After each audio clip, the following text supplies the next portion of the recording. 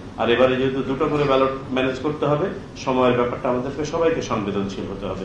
আপনারা দেখেছেন যে আমরা একটা অনুশীলন করে দেখেছি যে এখানে গড়ে যদি আমরা একদম ভালো ফ্লো রাখতে পারি, তাও আমাদের 1.5 মিনিট করে লাগে একজন একটা ভোটারের পরে একটা ভোটারকে কেন্দ্রে ঢুকতে।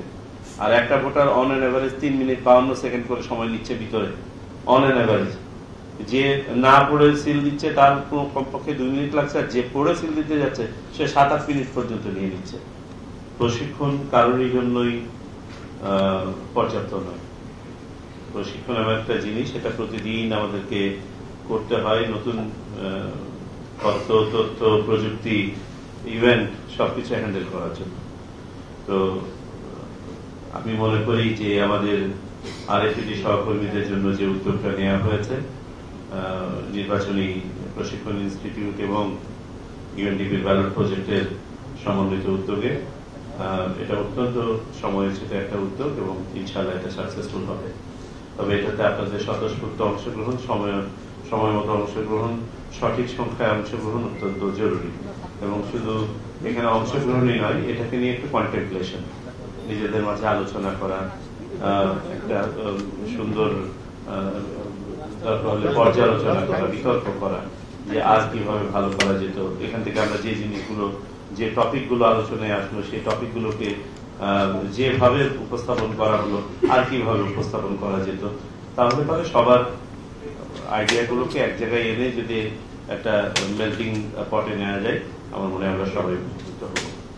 তো আমি আজকে যারা অংশগ্রহণ করছেন, যারা অংশগ্রহণের সাথে সম্পৃক্ত আছেন আয়োজনের সাথে, আমি সবাইকে অভিনন্দন জানাচ্ছি। আমি আশা করছি আমরা যে পরিবর্তিত পরিস্থিতিতে নির্বাচনের দিকে এগিয়ে যাচ্ছি, আমরা সবাই এই প্রেক্ষাপট সম্বন্ধে জানি। 2-1 লাইন যদি আমি বলি, যে বাংলাদেশের ইতিহাসে আমরা সবসময় বলে থাকি যে this is going to B the most consequential election in the Independent Bangladesh. আমরা আগামীতে আমরা কি ধরনের দেশ দেখতে চাই, আমাদের গণতান্ত্রিক পথযাত্রা কেমন হবে, তার একটা tone setting, course setting event হতে যাচ্ছে ফেব্রুয়ারি 2026 নির্বাচন। সুতরাং আমরা এই ধরনের একটা অতীব গুরুত্বপূর্ণ নির্বাচনের সামনে দাঁড়িয়ে এই প্রশিক্ষণ আয়োজন করছি। এই নির্বাচনের আরো কতগুলো দিক আছে। বাংলাদেশের নির্বাচন ব্যবস্থা আমরা যদি বলি ব্যাপকভাবে ক্ষতিগ্রস্ত হয়েছে, সেই ক্ষতিগ্রস্ত নির্বাচন ব্যবস্থাকে আবার আমরা রিপেয়ার করে সঠিক অবস্থায় ফেরত আনতে চাচ্ছি। একটা ইমপ্লোডেড সিস্টেমকে আবার আমরা রিঅর্গানাইজ করে রিস্ট্রাকচার করার চেষ্টা করছি। সো এখানে আমি মনে করি কোন একটি পক্ষে এটা করা সম্ভব নয়। এটা একটা সমন্বিত উদ্যোগ হতে হবে, এটা একটা জাতীয় উদ্যোগ হতে হবে। এখানে নির্বাচন কমিশন থেকে শুরু করে সকল স্টেক হোল্ডার এবং পার্টনার, সেটা রাজনৈতিক দল হোক, ভোটার হোক, প্রতিষ্ঠান হোক, সাংবাদিক ভাই বোনরা হোক, পর্যবেক্ষকরা হোক, আই মিন এভরিওয়ান, সবার দায়িত্ব আছে। এবং এই দায়িত্বটা যদি আমরা সবাই বুঝি এবং এই নির্বাচনের গুরুত্ব যদি বুঝি যে আমরা সর্বপ্রথম এই দেশের নাগরিক, তারপরে আমাদের আলাদা আলাদা এন্টিটি আছে, আমাদের দেশের সাথে, আমাদের প্রজন্মের সাথে, আমাদের জাতির সাথে একটা ভালো নির্বাচন হতেই হবে, এর কোনো বিকল্প নাই।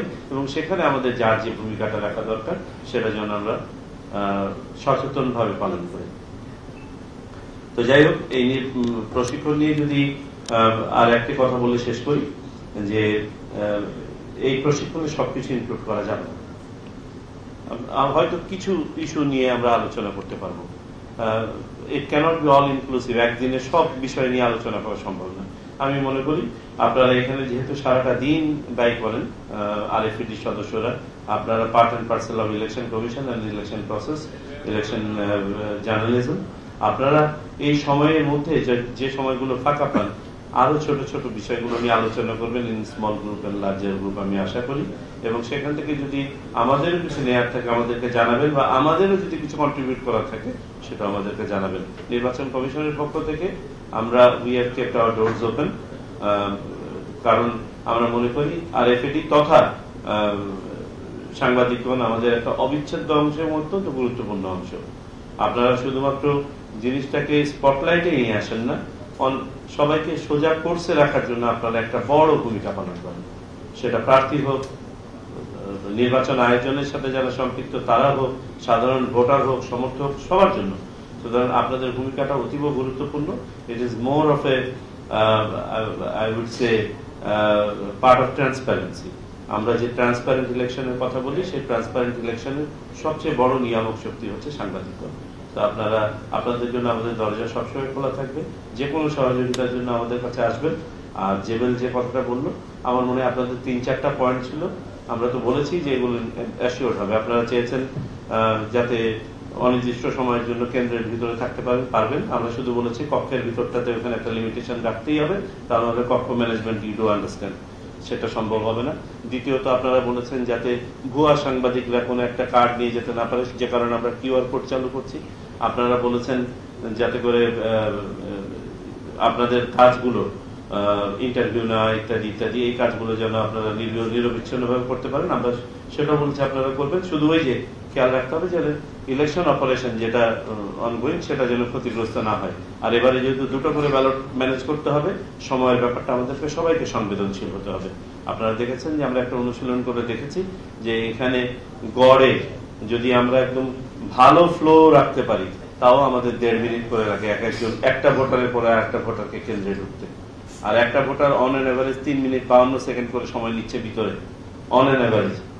যে না পড়ে সিল দিচ্ছে তার কমপক্ষে 2 মিনিট লাগছে, আর যে পড়ে সিল দিতে যাচ্ছে সে 7-8 মিনিট পর্যন্ত নিয়ে নিচ্ছে।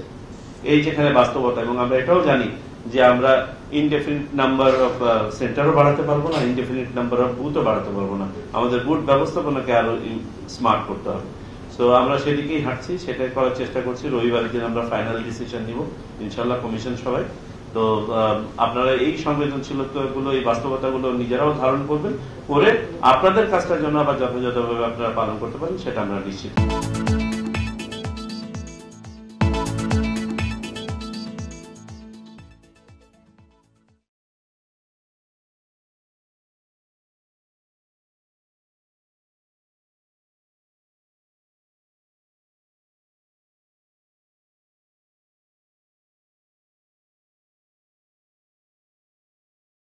যাই হোক, ফেরত আসি এই প্রশ্ন।